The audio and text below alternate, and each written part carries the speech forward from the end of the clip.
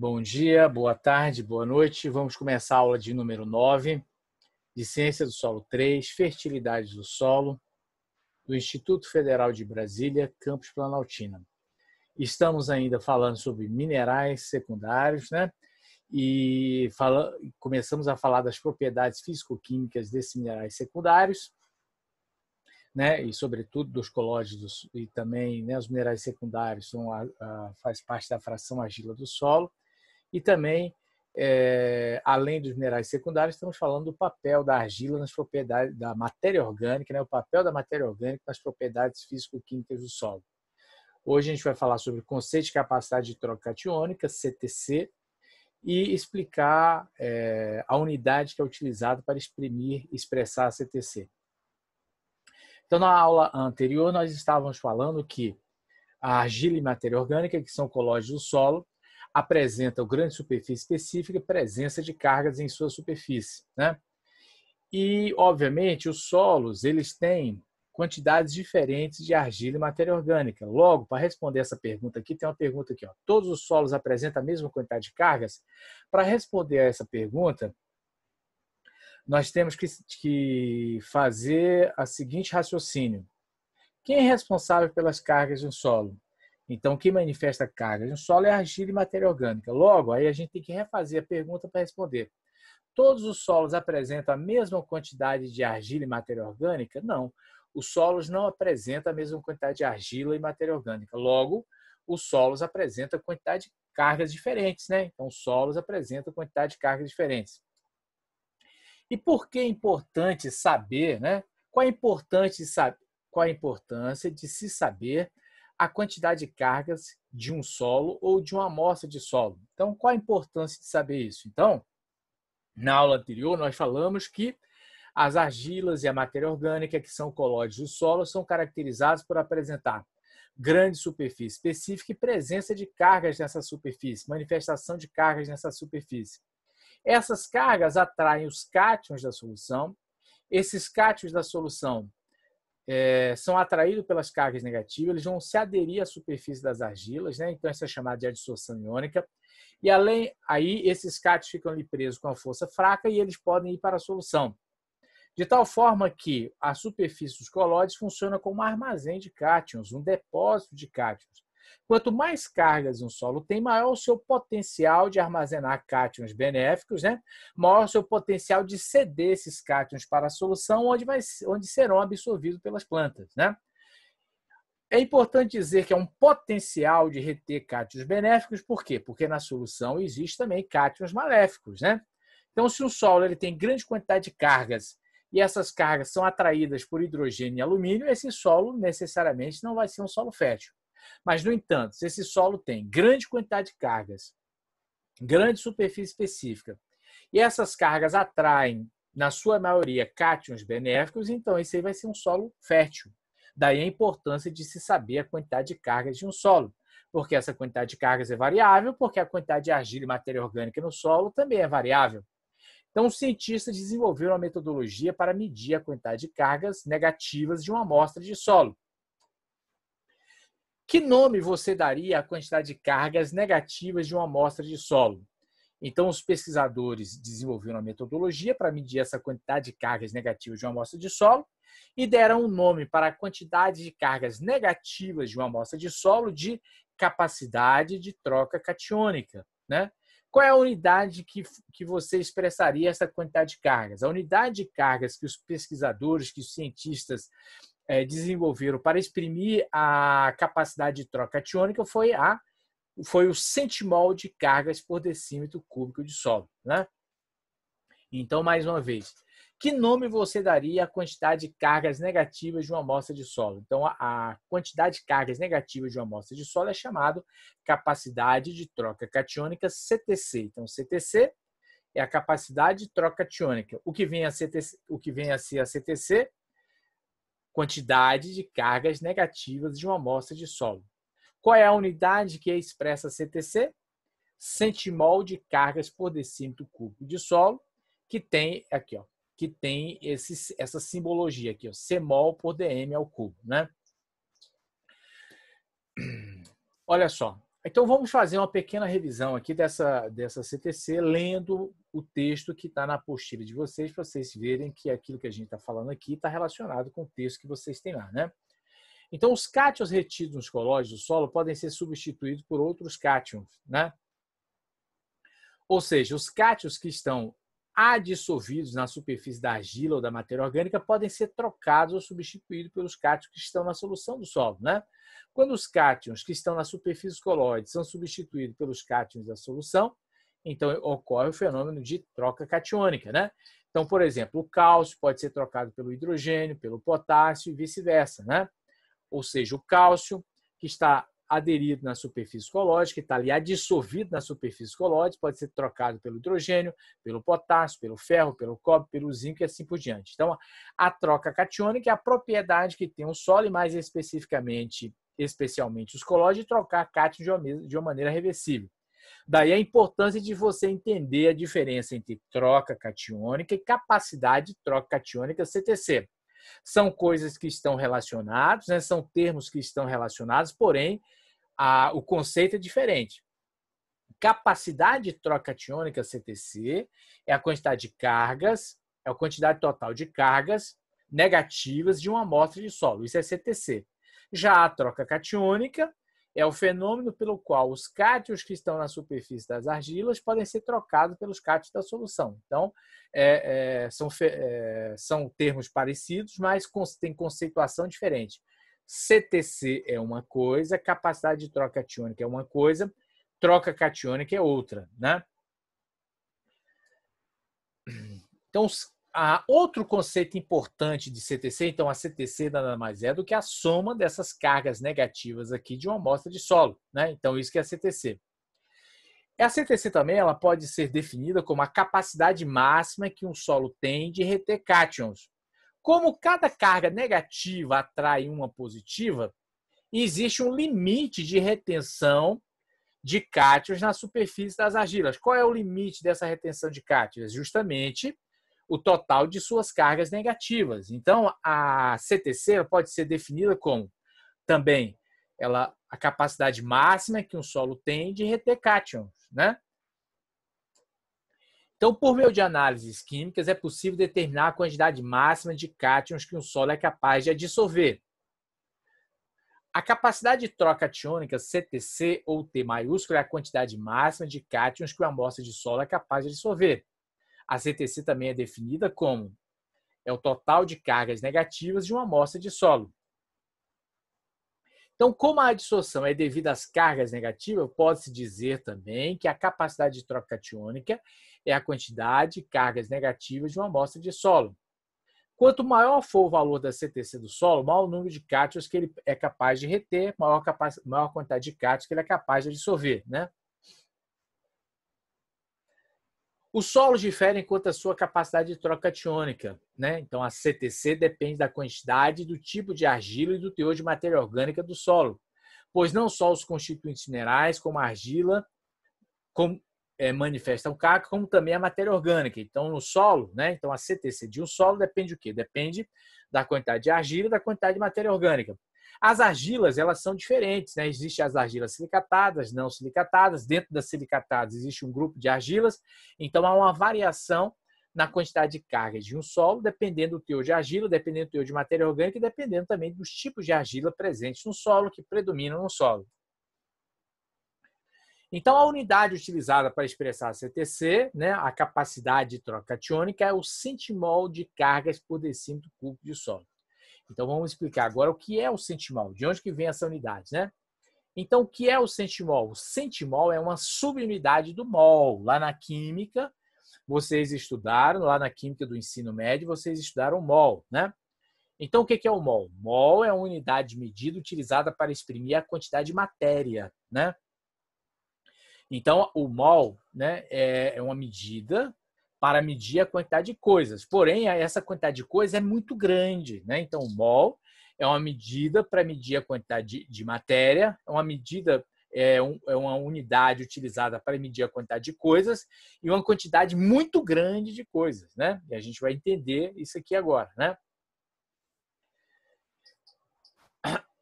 Assim como existe a dúzia, que equivale a 12 unidades, também existe o mol, né? Então, a dúzia é uma medida de quantidade, é uma unidade utilizada para medir uma quantidade de coisas, né? Só que o mol é utilizado para medir a quantidade de coisas muito pequenas, né? Então, o mol, o centimol, assim, o mol e o centimol é utilizado para medir quantidade de átomos, moléculas, íons, prótons e elétrons, né? Um mol equivale a 6,02 vezes 10 elevado a 23, né?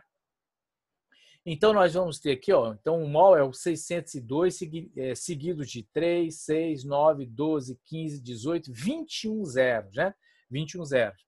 Então, esse número aqui, se nós tivéssemos que dizer esse número aqui, como é que nós diríamos esse número aqui, ó? Então, você tem aqui 1000, milhão, bilhão, trilhão, quatrilhão, quintilhão, sextilhão. Então, nós teríamos o mol equivale a 602 sextilhões de alguma coisa, né? Então, isso que é o mol. Esse número, 6,02 vezes 10 elevado a 23, é chamado de constante de Avogadro, né? Avogadro foi o cientista que definiu o mol e definiu essa unidade para medida de quantidade de átomos, moléculas, íons, prótons, elétrons, cátions e ânions, né? O que é o centimol? Então, explicamos o que é o mol. O centimol é a centésima parte do mol. Então, se a gente dividir o mol por 100, nós vamos ter o valor do centimol. Então, o mol é 6,02 vezes 10 elevado a 23, dividido por 100 vai dar quanto? 6,02 vezes 10 elevado a 21. Então, um centimol, né? Um centimol de cargas, por exemplo, vai ser o quê? 1000, milhão, bilhão, trilhão, quatrilhão, quintilhão, sextilhão. Então, um centimol equivale a 6 sextilhões e 20 quintilhões de alguma coisa, né? 20 quintilhões de alguma coisa. Então, isso é o centimol. Veja bem, para você falar essa expressão é muito difícil, né? Vamos supor que você tivesse uma quantidade variada de números aqui nesse valor aqui. Então, você ia perder muito tempo para dizer esse número. Então, para evitar esse tipo de coisa, justamente que se utiliza o centimol e o mol. Por exemplo, se você fala 1 centimol de cargas, 2 centimol, 3 centimol de átomos de cálcio, 4 centimol de moléculas de água, é muito mais fácil do que você falar 1 centimol de cargas, 6,02 vezes 10 elevado a 21 cargas. 2 centimol de carga seria o quê? Seria o dobro disso aí, né? Só para a gente entender o conceito de centimol. Então, o 2 centimol de carga seria o quê? 2 vezes 6,02 vezes 10 elevado a 21, que daria aqui 12,4 vezes 10 a 21 cargas, né? 3 centimol de átomos de cálcio seria 3 vezes 6,02 vezes 10 elevado a 21, que daria 18,06 vezes 10 elevado a 21, e assim por diante. 4 centimol de moléculas de água. Seria quantas moléculas de água? Seria 4 vezes o valor do centimol. 4 vezes 6,02 vezes 10 elevado a 21, que daria 24,08 vezes 10 elevado a 21 moléculas de água. Então, com isso, a gente entende o conceito de centimol, né? Então, centimol é a medida de coisas que equivale aqui a 6,02 vezes 10 elevado a 21 a quantidade de coisas. Ou poderíamos dizer que equivale a 6 sextilhões e 20 quintilhões de alguma coisa, 1 centimol.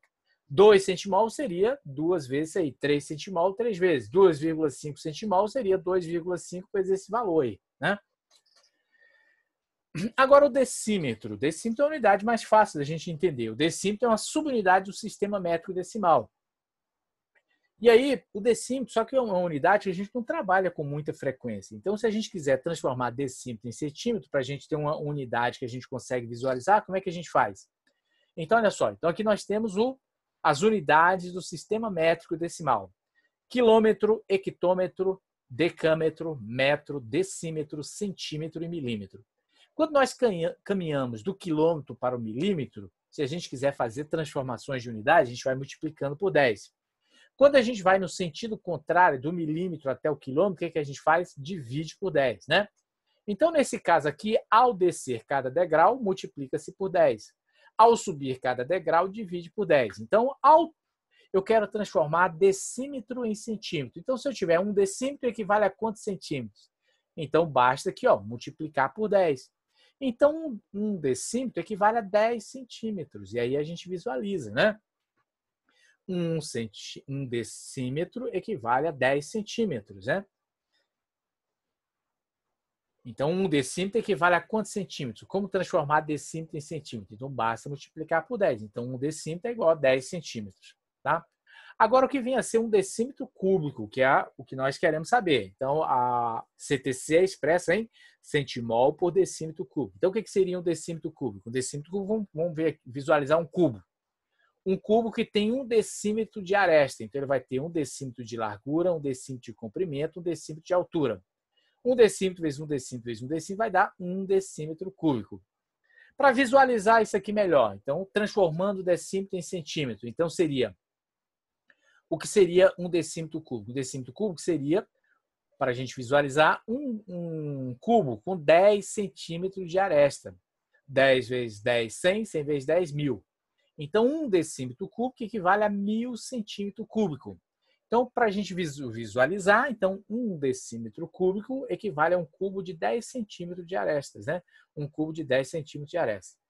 Se a gente considerar o solo com a mesma densidade da água, 1 decímetro cúbico do solo equivale a 1 quilograma, né? Equivale a 1 quilograma. Por isso que, em algumas publicações, a capacidade trocatiônica CTC ela é expressa em centimol por decímetro cúbico, e em outras publicações, centimol por quilograma, né? Centimol por quilograma. Agora, vamos supor, só para a gente ter uma visualização aqui, um solo que possui, desculpa, mudou aqui. Então, um solo que possui 3,5 centimol por decímetro cúbico de cálcio. Significa que quantos cátions de cálcio nós vamos ter nesse solo? Então, eu tenho 1 decímetro cúbico de solo, eu tenho 1 quilograma de solo, né? 1 decímetro cúbico de solo. E ele tem 3,5 centimol. Quantas cargas nós vamos ter nesse 1 quilo de solo, nesse 1 decímetro cúbico de solo, nesse 1 litro de solo? Quanto é que a gente vai ter? Então, a gente 3,5 vezes 6,02 vezes 10 a 21 vai dar 21,07 vezes 10 elevado a 21. Né? Então, quantos cátions de cálcio nós vamos ter? 1000, milhão, bilhão, trilhão. Então, de novo, 1000, milhão, bilhão, trilhão, quatrilhão, quintilhão, sextilhão, septilhões. Então, nós vamos ter 21 septilhões e 70 sextilhões de cátions de cálcio, né? Em 1 quilo de solo e 1 litro de solo. Isso aqui, esses números, a gente está fazendo essa contagem aqui de 1000, milhão, bilhão, trilhão, quatrilhão, só para vocês terem uma ideia. Isso aí não é utilizado na prática. Justamente por quê? Porque é muito difícil você falar esse número aqui, trabalhar com esses números aqui. Então, não se trabalha com esses números, não se trabalha com esses números aqui, 21 vezes 10 elevado a 21. Se trabalha com centimol, porque é muito mais fácil você falar 3,5 centimol por decímetro cúbico do que falar 21 septilhões e 70 sextilhões. Tá? Então, é muito mais difícil. Por isso que não se usa esse número, e se utiliza o centimol. Entenderam? Então, a CTC dos minerais de argila pode variar de 8 a 100 centimol por decímetro cúbico do solo. E a do humus pode variar de 150 a 300 centimol por decímetro cúbico. Ou ainda, só para a gente visualizar isso aqui e essa informação, olha só. Então, as argilas. Então, nós temos aqui, só para a gente ter uma ideia da CTC do solo. As argilas Monte Morilonita, vermiculita, são argilas silicatadas, chamadas argilas silicatadas 2:1. O que acontece? Elas têm grande superfície exposta e olha só a CTC dessas argilas. Elas têm de 80 a 160 centimol por decímetro cúbico de cargas. Então, é uma quantidade de cargas extremamente grande que essas argilas têm. Vejam também a matéria orgânica. A matéria orgânica tem grande superfície exposta e também uma grande quantidade de cargas, né? Uma elevada CTC. Logo, Logo, nós vamos compreender a importância dessas argilas no solo e a importância da matéria orgânica no solo, né? Então, a matéria orgânica no solo, ela tem elevada superfície exposta e uma elevada CTC, né? Tem uma elevada CTC. A caulinita é uma argila silicatada, mas é uma argila silicatada 1 para 1. Ela tem baixa superfície específica e baixa CTC, ó, de 3 a 10 centimol por decímetro cúbico. Os óxidos de ferro e alumínio, né? Os óxidos de ferro e alumínio são argilas não silicatadas, né? São oxidróxido de ferro e alumínio, elas têm baixa CTC, né? Baixa CTC. Então, isso é muito importante para a gente compreender o comportamento do solo. Para a gente não se estender muito, eu vou fazer uma pergunta aqui, mas não vou respondê-la, né?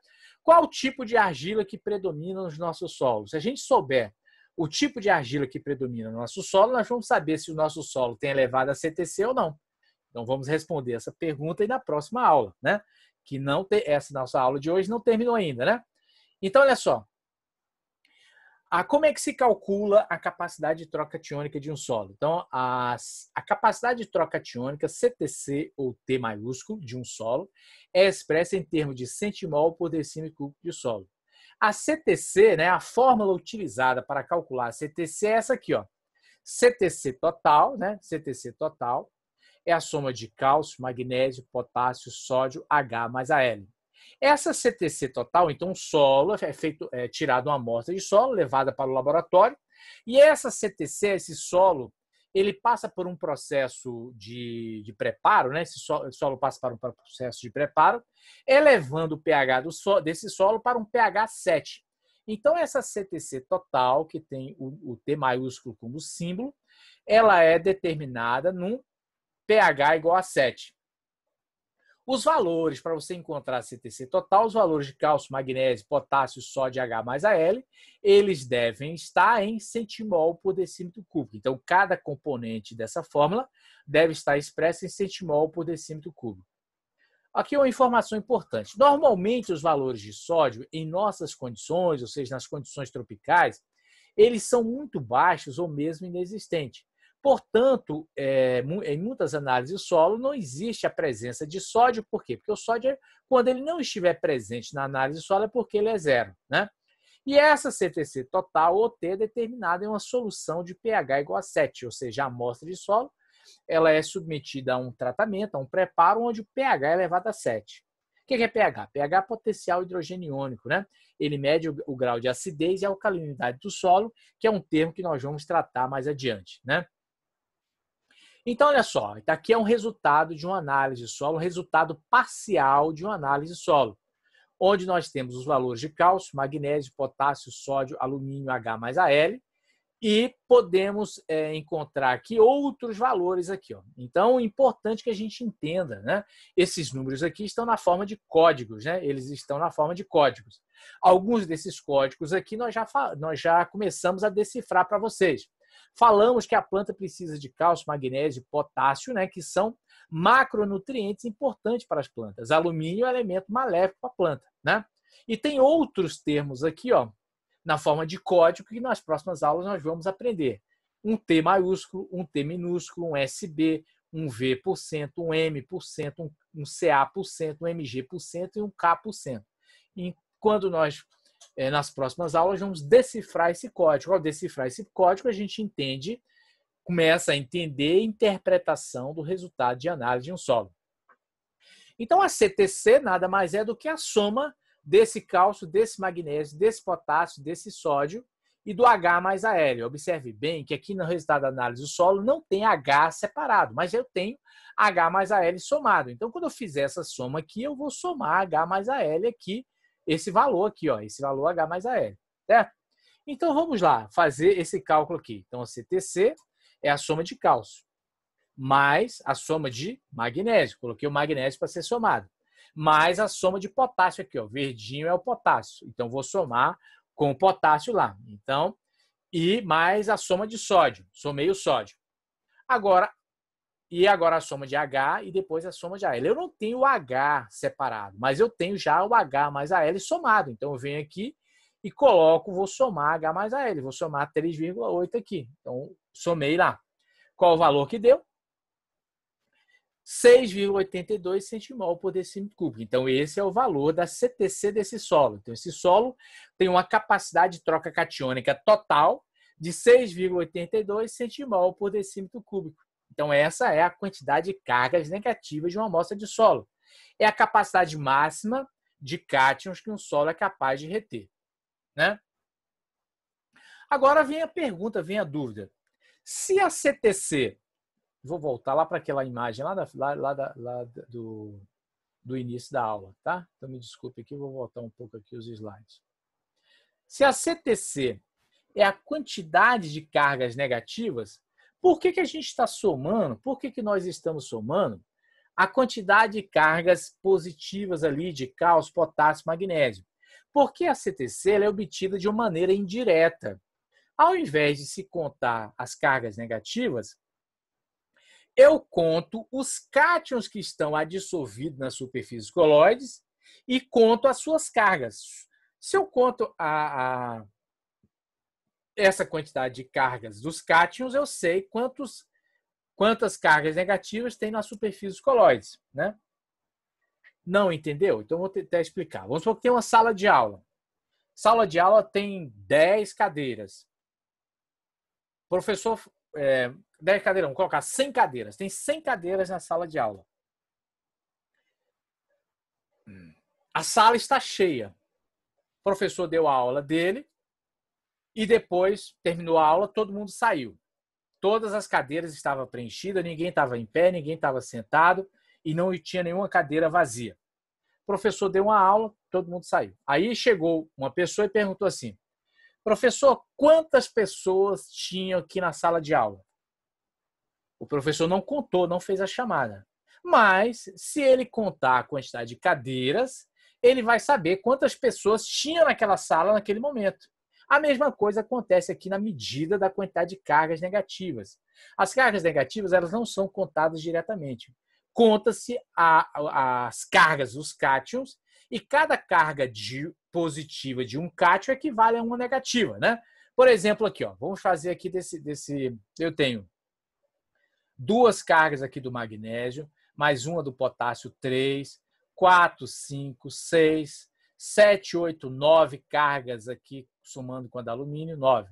10, 11, 12, 13, 14, 15, 16, 17, 18, 19, 20. 20 cargas positivas provenientes dos cátions. Essas 20 cargas estão neutralizando quantas negativas? 20 cargas negativas, porque existe uma relação estequiométrica de uma para uma, né? Vamos contar aqui, ó. 1, 2, 3, 4, 5, 6, 7, 8, 9, 10, 11, 12, 13, 14, 15, 16, 17, 18, 19, 20. 20 cargas negativas. Então, 20 cargas positivas dos cátions equivale a 20 cargas negativas. Então, é isso que é feito na análise para se saber laboratorialmente como é que se calcula a quantidade de cargas negativas de uma amostra de solo, portanto, a sua CTC. E, obviamente, elas não são contadas uma a uma, porque não é possível isso, né? A quantidade de cargas também é uma quantidade de cargas, vocês viram lá, extremamente grande, né? Com isso, nós finalizamos aí a nossa aula, né? A nossa aula de número 9. Então, bom dia, boa tarde, boa noite. Na próxima aula, a gente vai dar continuidade a essa discussão dos minerais secundários. Vamos finalizar esse assunto aí de minerais secundários. E finalizamos esse assunto de minerais secundários interpretando aí justamente a CTC. Então, muito obrigado, bom dia, boa tarde, boa noite.